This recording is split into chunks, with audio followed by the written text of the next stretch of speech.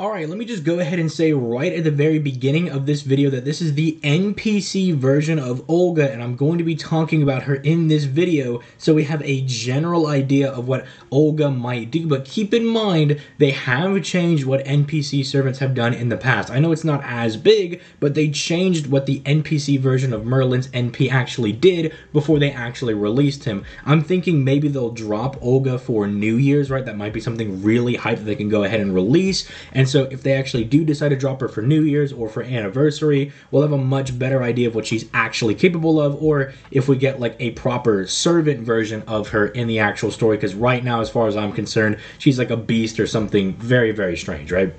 But this is just going to give us a really good idea of what Olga is able to do. Also, keep in mind, we're literally not allowed to use her NP right now. Like, if you tap her NP right now, she, like, gets all mad and, like, uppity with you, right? It's kind of cute, right? But she gets, like, really uppity and she won't let you actually fire her NP. You can charge it up and you can see the card, you're just not allowed to fire it. So, keep in mind certain things that I'm sure a lot of people have heard about her very, very broken kit, or quote-unquote broken kit, could be changed if like her NP is absolute hot dog water, right? We'll have to see what they actually go ahead and do with stuff like that. In fact, even in like the first fight you do against Olga, she doesn't even use her NP, she uses the extra attack. So we'll have to see what they do with all of that there. But let's just start talking about some of the skills. So first and foremost, you have this insanely broken effect on here that pairs very nicely with Koyenskaya despite her NP being arts, because she reduces the cooldowns of like her skills by 2, meaning this is effectively a 4-turn cooldown.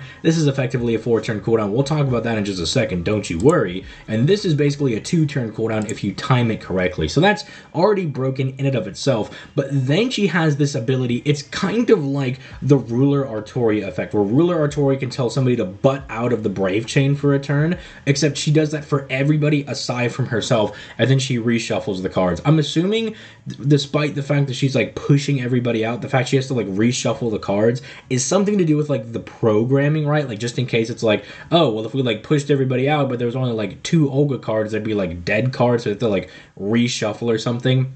I think that's just like a programming thing, but it's really interesting because her buster cards and her extra attacks are AoE attacks, right? Like they just attack everybody, which is really insane and kind of unheard of. And so I'm assuming this makes it really easy to do Brave Chains, where you can have 2 AoE attacks followed by, you know, your 2 normal attacks, and whatever her NP is going to end up doing. Then she drops some stars and she hits the enemy with NP seal. That's really good for just doing crits. That's really good for survivability, all that good stuff. This is really just here for her actual like NPC boss fight. I think this is something that they actually might change, because she hits you with the like healing rate down of 100%, and then she smacks you with like a 10k burn, right? So basically it's gonna like instantly obliterate you like right on the spot, because not a lot of people are going to be able to tank this for very long, especially when they're not allowed to heal. But here's like the major like main big thing that she's got going for herself. She's able to charge her NP by 300%. But yeah, this 300% battery that she's able to give to herself is pretty nutty. It is kind of tied to her 3rd skill, where she really wants to have this like drain 300% from herself. Although keep in mind, she doesn't have to drain 300%. She's only required to have at least 100%, but if she has the full 300%, she does drain it. So there's going to be like a little bit of like, I imagine, interesting comps where like you're like, oh, I'm going to start with like a K scope plus like the append skill, maybe to have like 100%, be able to fire this immediately, get some of these buffs, and then bam, just immediately pop this 300% buff right here, which I don't know if I like too much, because yeah, it's 100% battery for like free-to-play players, but it's like really rewarding like whale players, which I can't say that I don't like, because it's like, hey, if you like whale for this servant and you really go all out and you spend like oogles amount of money, you can actually make use of those higher overcharge stages on her NP. Then again, we have to see what her NP actually does. So again, yeah, it's really broken, but keep in mind, if her overcharge is really like dummy useless, then this 300% might as well just be like Arcweed's 100%, right? Keep that in mind,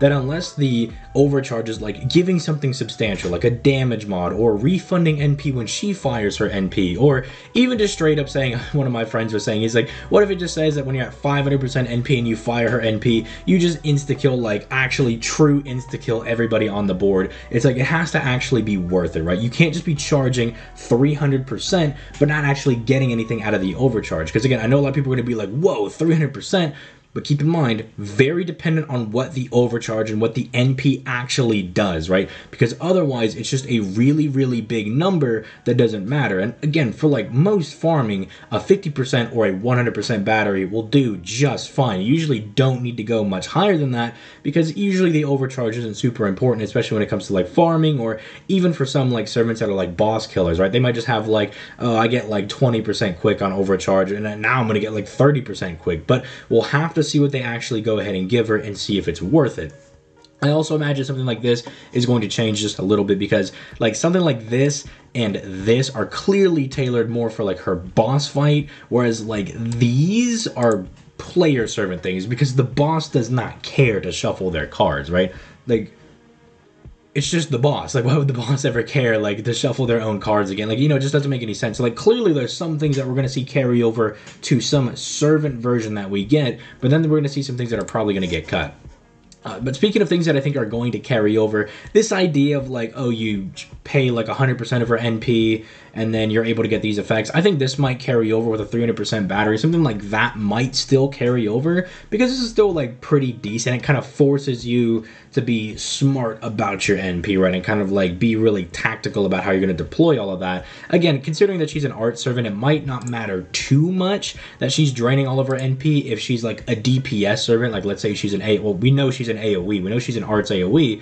And so as long as she's like able to like refund her NP and such like that, it shouldn't really matter that you're gonna have to like say either charge her fully up with like Hastoria, then immediately drain it back, then immediately refund it back in with her own battery, because if she's able to farm 100% of her battery, who cares, right? Like, it doesn't matter. It's just effectively going back and forth to like get some of these effects.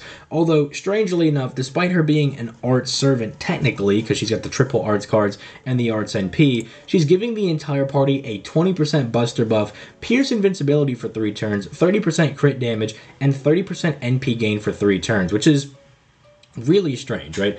It's a little bit weird. Like, why is an art servant going to be giving a buster buff to the party when they realistically should be giving, you know, like an arts buff or something to further boost up their own damage and their own NP gain? I know that she's giving NP gain in the place of an arts buff, but she's still not getting the damage from said arts buff. So it's a little interesting. Stuff like this, though, is like really broken to be able to give to a party, because you can effectively just go into a match and you're like, oh, this boss is gonna like spam dodge or spam invincibility or something annoying along those lines. No, we're just gonna go ahead and blow him up with Olga. Like, you can effectively bring Olga to like any team comp if they carry this over and just like clap any boss like that. If you don't have something like the it's like the Altera CE that's in the gold prism shop that you can get. It like lets you start with 50% starting charge, and it gives you perma and pierce invincibility, stuff like that, right? Instead of having something like that, if you don't have the gold prisms, you can just bring Olga. It's really interesting, right?